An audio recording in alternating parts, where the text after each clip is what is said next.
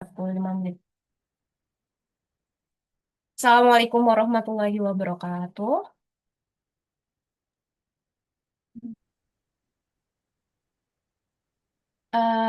Kedengeran suara saya?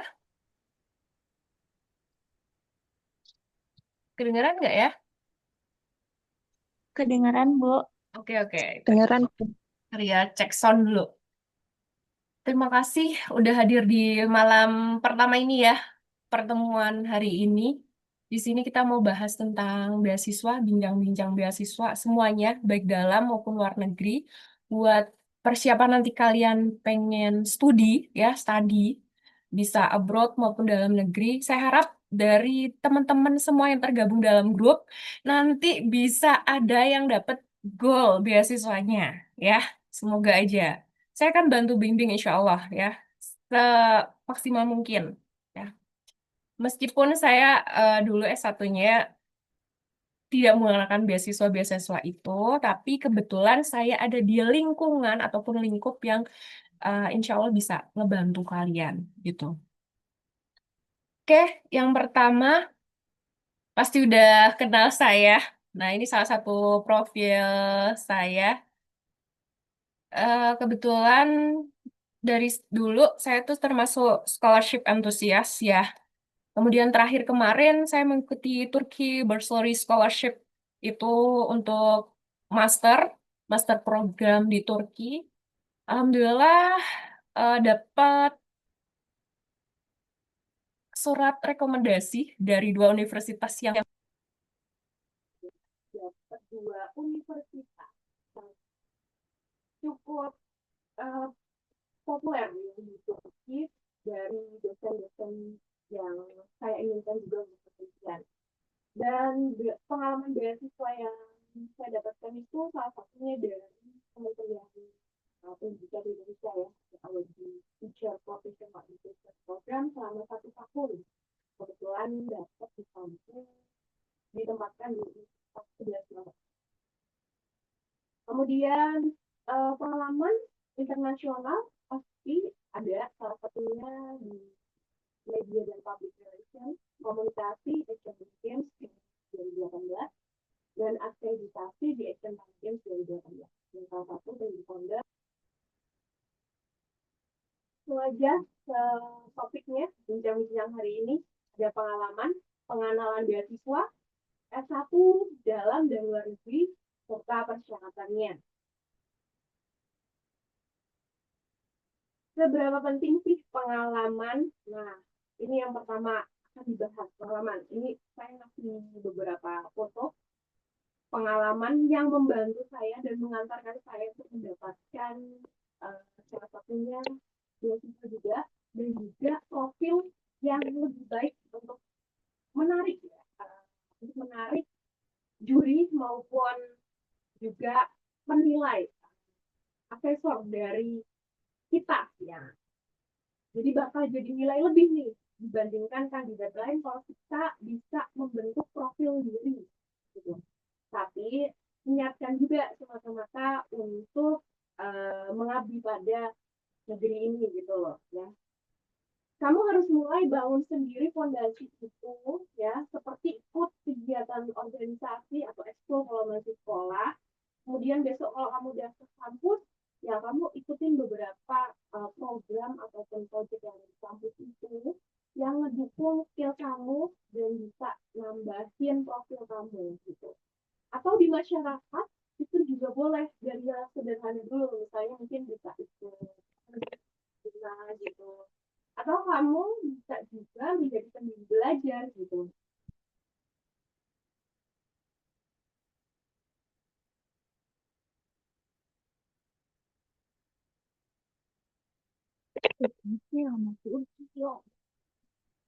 Nah, jadi pengalaman itu penting banget untuk pembuatan profil kamu.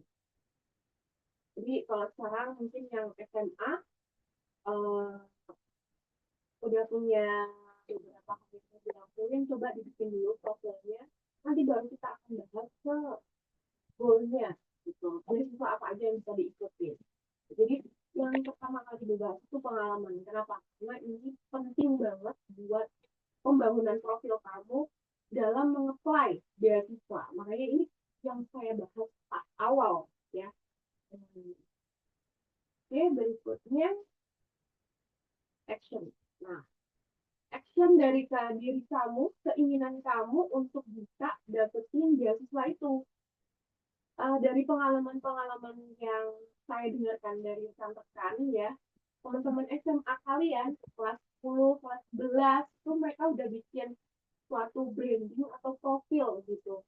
Kedepannya mereka mau ngapain gitu, mereka udah mulai membuat itu.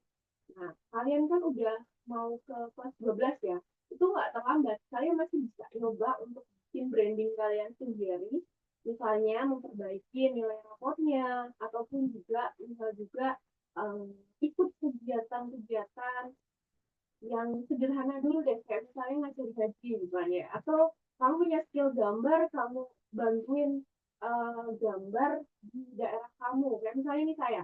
Nah, ini saya di gambar di mana saya bersama rekan karena punya satu kesukaan yaitu gambar. Kemudian kita bikin kayak forum ya, yang paling bawah ini kita bikin kayak forum terkait dengan skill gambar. Nah, tujuannya buat anak-anak sekolah dasar. Nah, ini bagian dari pembentukan pengalaman untuk nilai profil yang lebih.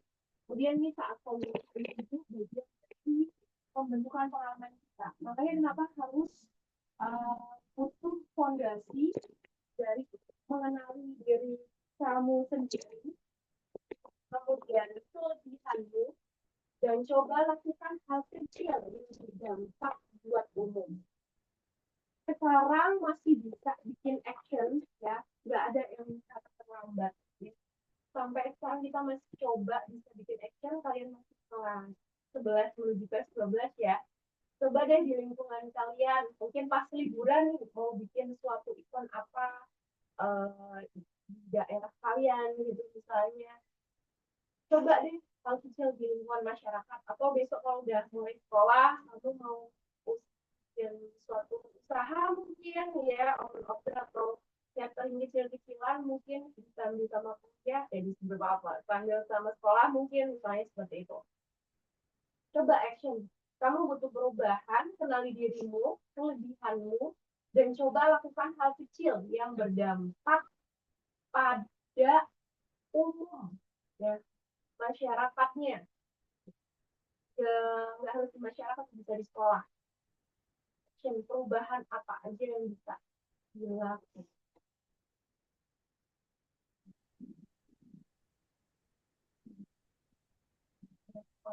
Terus kita mulai, ini goal yang ditunggu, biasanya pada satu dalam dan hidup.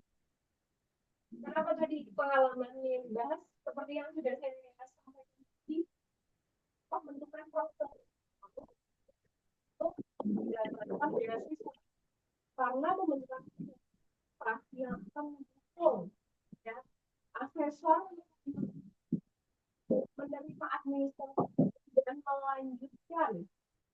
melanjutkan ke tahap berikutnya, yaitu wawancara. Ini yang saya tampilkan, ini adalah beasiswa baru, belum lama. Jadi setelah kamu bentuk profil diri kamu, kamu coba deh ya, melihat, ngecek syaratnya apa aja.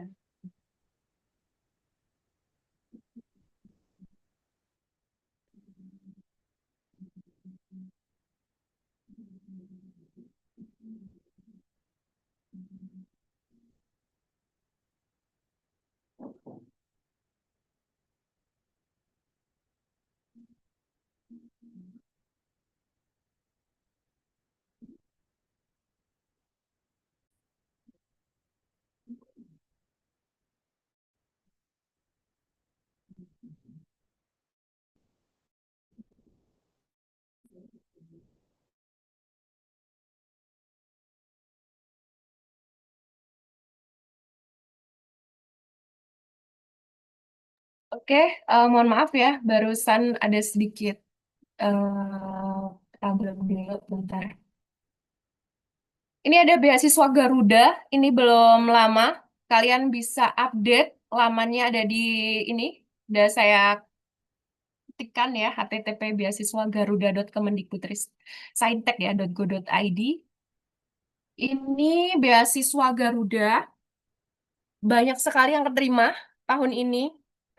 Kemarin di grup saya itu ada yang update keterima di Monash University, anak SMA. Terus ada lagi yang udah bikin channel YouTube ya, keterima lagi di LN juga. Beasiswa Garuda ini anak dari beasiswa LPDP. Jadi LPDP itu beasiswa yang sangat familiar, mungkin udah ada yang pernah tahu ataupun dengar, tapi khusus untuk S2 dan S3. Nah, sekarang S1 ini LPDP bikin namanya beasiswa Garuda. Jadi yang tahu itu belum banyak banget, ya belum banyak banget, tapi yang minat ke LN ya, itu dengan syarat yang minat ke LN. Yang pasti syarat utamanya kamu harus punya TOEFL ataupun sertifikat IELTS ya. TOEFL-nya itu pun ITP gitu. Kalau mau pakai IBT itu juga bisa. Persyaratannya untuk lebih lengkap di lamannya ini masih ditutup ya. Jadi persyaratan lebih lengkap itu nanti bukanya itu pas tahun depan. Jadi sekitaran seperti yang di gelombang 1 dan gelombang 2 ini. Ya, sekitar sebelum April kalau bisa kalian bisa update mungkin Januari atau Februari itu websitenya udah dibuka biasanya. Terus nanti Kemendikti itu akan ngadain peluncuran beasiswa Garuda tahun 2026. Nah, ini yang 2025 yang kemarin bulan April peluncurannya. Jadi kemungkinan websitenya itu akan dibuka di bulan eh, sebelum April itu. Jadi bisa cek syarat-syaratnya itu apa aja gitu. Itu yang LN ya, khusus LN, LPDP LN. Nah, dalam negeri yang dari pemerintah itu apalagi? Nah, ini yang berikutnya ada KIP. Ini pasti juga udah nggak asing kalau yang pernah dengar KIP.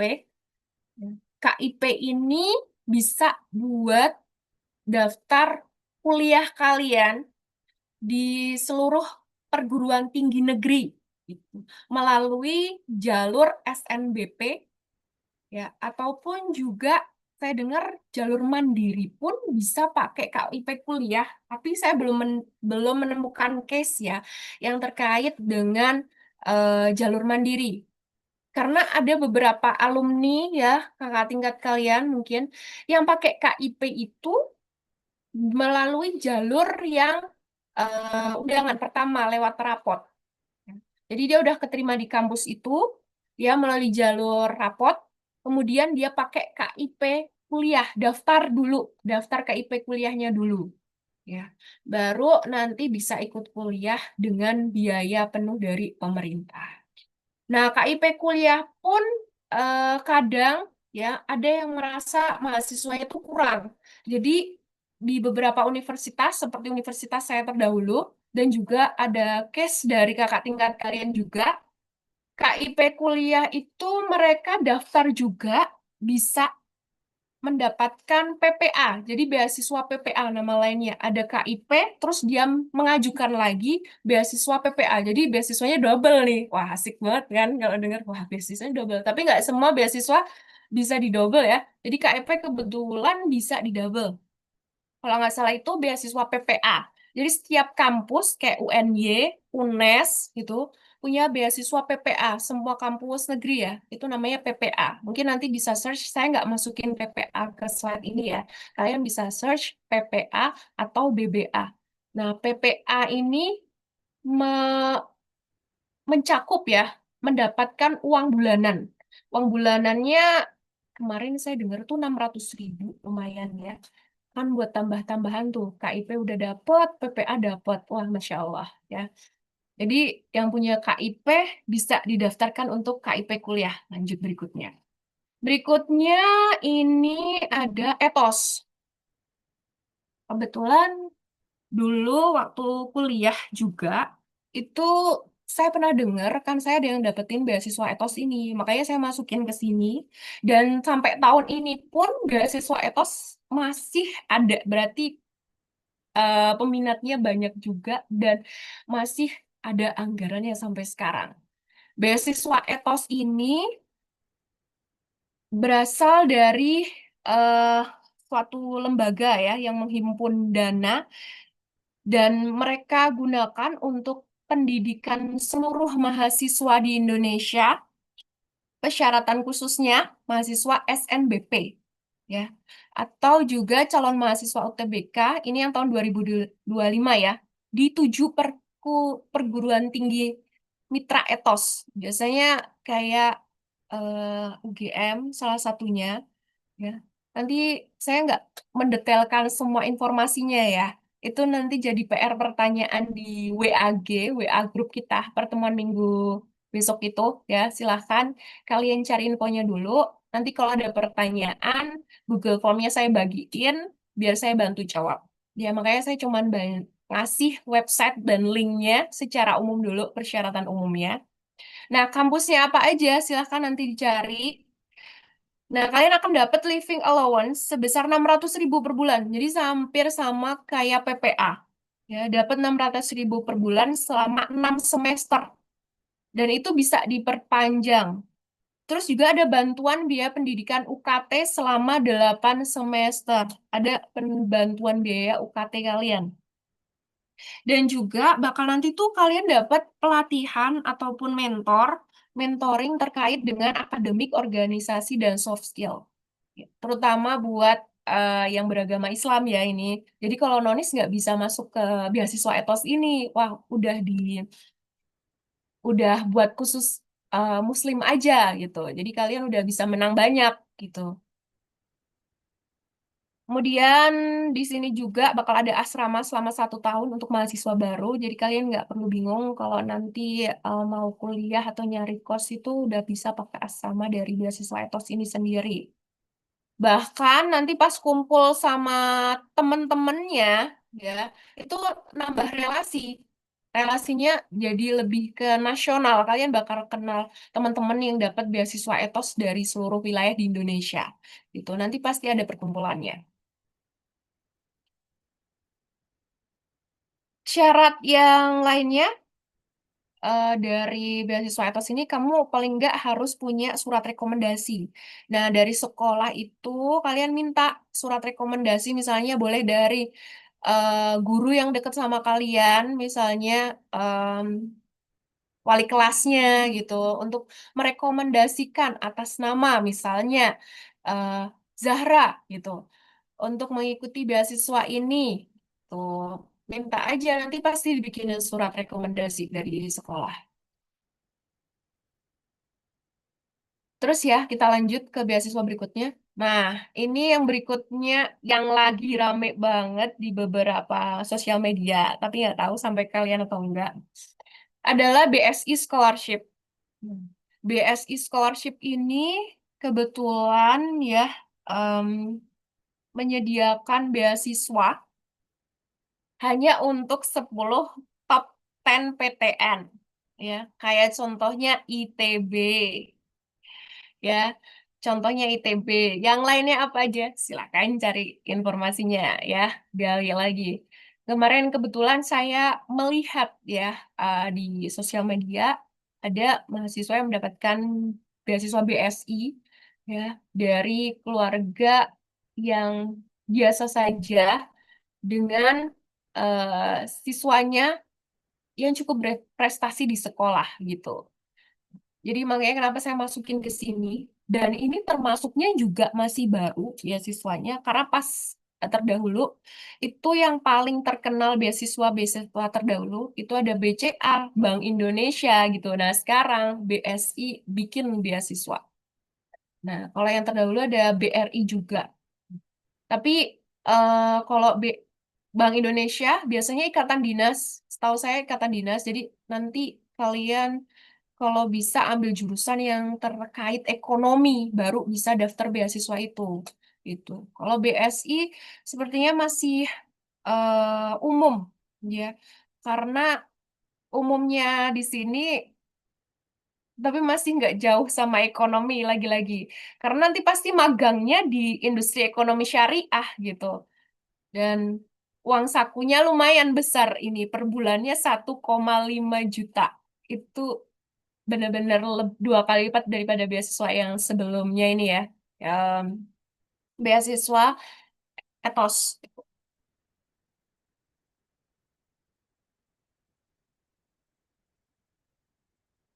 Biasanya bukanya di bulan Juni sampai Juli ya.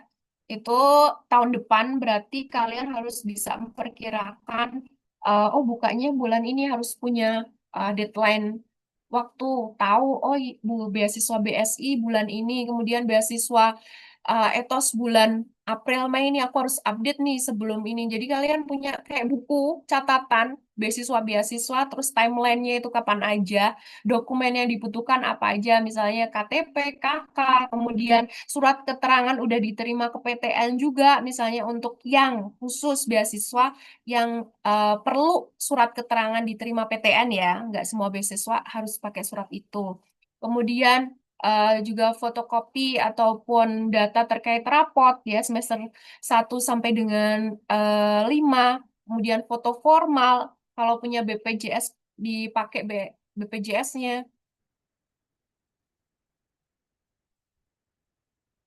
Oke, kita lanjut ke berikutnya. Nanti kelamaan. Ini beasiswa sepi banget. Sampai sekarang masih bertahan. Dan itu lumayan menarik pemasukannya. Saya tahu beasiswa ini dari rekan saya. Dan kebetulan saya tidak bisa mendaftar beasiswa ini. Tapi buat teman-teman yang bisa coba, silahkan dicoba. Namanya beasiswa Van de Venter. Nah, beasiswa Van de Venter ini kantornya ada di Jogja. Ya, ini beasiswa dari keluarga yang ada di Belanda, tapi nggak semuanya jurusan bisa mencakup beasiswa ini ya. Makanya di sini saya cantumkan jurusannya ya, pertanian, perikanan, peternakan, arsitektur, bla bla bla ya, sampai geografi. Makanya teman saya yang di geografi bisa dapetin ini ya karena punya link ataupun informasi mengenai beasiswa ini. Tapi nggak semua mahasiswa tuh tahu waktu itu.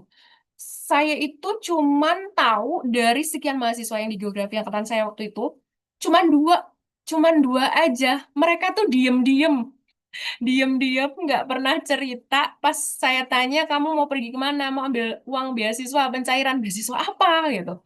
Nah ternyata Van de Venter, saya baru tahu itu. Dan sampai sekarang pun masih bertahan. Dan itu lumayan dapat bulanannya. Waktu itu saya dengar, waktu itu 600 ya kan. 600 tapi nggak tahu sekarang berapa gitu.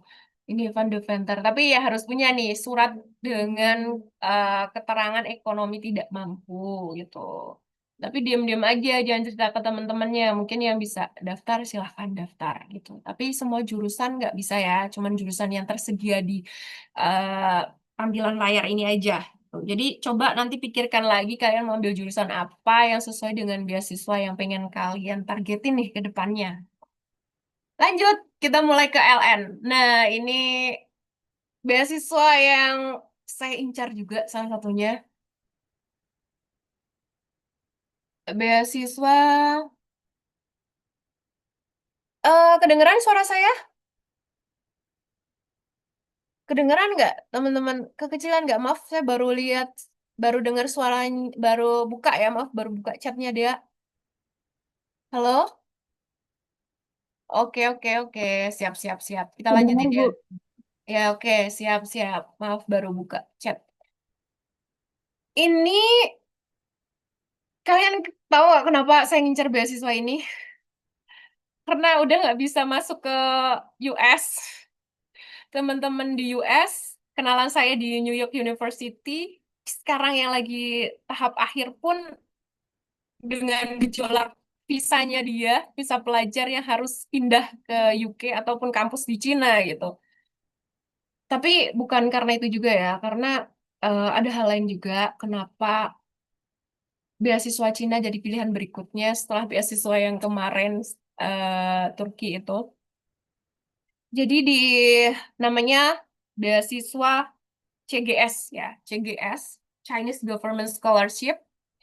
Ini tuh persyaratannya untuk S1 maksimal 25 tahun, ya untuk S2 itu maksimal 35 tahun, dan untuk S3 40 tahun. Jadi batasan umurnya itu lebih luas gitu, nggak kayak beasiswa lainnya untuk S1 gitu ya. Dan kalau kalian yang minat ke Cina, ya, tuntutlah ilmu sampai ke negeri Cina. Ya, segitu kerennya Cina sebenarnya. Kalau kalian mau search di YouTube, banyak banget anak-anak awardee CGS ya, yang Muslim, nonis dan sebagainya itu eh, bikin kegiatan mereka, cara daftar dan sebagainya itu ada yang sedetail itu gitu. Saya cuma ngasih beberapa gambaran di sini. Harus punya kemampuan bahasa atau HSK. Ini sebenarnya nggak wajib ya. Ini nggak wajib. HSK minimal untuk S1 buat nilai lebih kalian itu oke. Itu bisa dicapai sebenarnya ya dengan course, mungkin ikut di course-course online gratis atau pakai Duolingo itu bisa. Dan kalau kalian tahu ya, tes HSK itu bisa dilakukan di kampus besar ya, kayak UGM contohnya. Makanya saya dapat info kan, teman saya ada yang mau tes bahasa Jepang, dia lulusan UGM juga. Itu pakai eh, surat dari UGM, tes di sana itu udah bisa mewakili buat syarat beasiswa. Sekali tes kayak untuk semua bahasa ya, itu 300 ribuan kalau nggak salah. Jadi termasuk kayak Chinese, terus Jepang, terus mungkin kalau mau Turki juga. Tapi kalau Turki nggak saya sarankan untuk tes di UGM. Jadi Turki itu udah punya lembaga sendiri, namanya Yunus Emre di Jakarta. Dan mereka yang melembagai khusus untuk syarat beasiswa tes bahasanya gitu. Jadi kalau yang lainnya udah tidak diakui, tapi kalau untuk kayak syarat ke embassy dari beasiswa Chinese Government Scholarship ini sendiri, itu bisa pakai dari kampus besar. Kalau yang lainnya bisa nggak Bu? Bisa pakai TOEFL. Jadi nggak perlu pakai HSK, kamu bisa pakai TOEFL, TOEFL ITP. IBT lebih baik, IELTS juga lebih baik, tapi IELTS sama IBT 3 jutaan 100 sekarang naik 100 ribu apa 200 ribu katanya teman-teman tuh. Jadi kemarin tahun terakhir kemarin tuh 3 jutaan, sekarang udah naik 100-200 ribu gitu. Tapi kalau TOEFL ITP masih 600 ribu. Kamu bisa tes di Jogja di bawah naungan ETS kalau ITP. Tapi kalau ITP yang besok diadakan di sekolah SMA, TOEFL ITP-nya itu cuman prediction. Jadi cuman bisa buat beasiswa dalam negeri kemungkinan. Nah, kalau untuk beasiswa luar negeri, alangkah baiknya pakai di bawah naungan ITS gitu. Ya, lumayan 600 ribu ya, mungkin bisa nabung-nabung dulu. Kemudian dari ini, kamu harus bikin paspor nih. Nah, paspornya itu butuh dana juga nanti ke depannya. Nah, butuh dana buat bikin paspor itu paling murah sekitar 500 ribu ya. Itu untuk paspor. Bikin paspor pun juga nggak mudah. Kamu harus menunjukkan kalau kamu daftar beasiswa ini. Biar kamu itu di ACC, karena bisa gagal loh, bikin paspor itu bisa gagal. Bisa gagal, kamu udah ke tempat ya bikin paspor, terus kamu bilang mau ke luar negeri gitu, gagal. Kamu ke luar negeri mau apa gitu? Mau ini ngambil beasiswa, nanti eh, beasiswanya udah didaftarkan sama maaf, kalau udah di ACC biasanya nanti suruh bikin paspor dulu, ditalangi sendiri. Jadi dari pihak Chinese-nya itu nggak nalangin kita bikin paspor. Jadi kita harus bikin paspor sendiri dulu dengan memperlihatkan formulir pendaftaran beasiswa ini. Ini sistemnya, kalau kalian minat ke Cina, sistemnya ini kalian bisa akses Study in China, ya, CSC, ya, pakainya CSC. CSC itu bagian dari CGS, ya, yang mengelola terkait dengan pendaftaran beasiswa ke China. Ini saya udah bikin akun, ini makanya ada nama saya, terus ada password saya udah bikin akun. Nanti kalau udah bikin akun, kalian misalnya bingung bingung bingung nih tampilannya pertama pakai bahasa Cina beneran, tapi ini makanya saya lingkari bisa diubah ke bahasa Inggris biar kita tahu oh login. Kalau enggak pakai bahasa Mandarin semua bingung ya. Saya aja bingung ya, apalagi nanti kalian buka gitu. Ini bisa diatur ke bahasa Inggris, kemudian nanti bikin akun dulu. Habis bikin akun nanti akan ada verifikasi lewat email. Ini ada tampilannya. Nanti di email ini kalian verifikasi, baru nanti kalian akan masuk ke link berikutnya, yaitu untuk milih kampus yang ada di Cina. Kampusnya apa aja yang sesuai dengan yang kalian pengenkan, jurusannya itu harus dikepoin satu-satu. Banyak banget, 270, kalau nggak salah 270 universitas. Itu rata-rata udah masuk peringkat ranking dunia terbaik loh di Cina loh. Jadi silahkan kalau yang tertarik kepoin satu persatu kampusnya. Ini tuh jadi mengingatkan saya pas ngepoin kampus-kampus di Turki juga, hubungin satu-satu dosennya, lihat jurusannya, memang harus sedetail itu. Lihat kampusnya di mana yang sesuai jurusan kita, buka di websitenya, cari kontak dosennya, kita bikin surat, kita kirim semua kampus yang pengen dituju, terus akhirnya dapat rekomendasi kampus.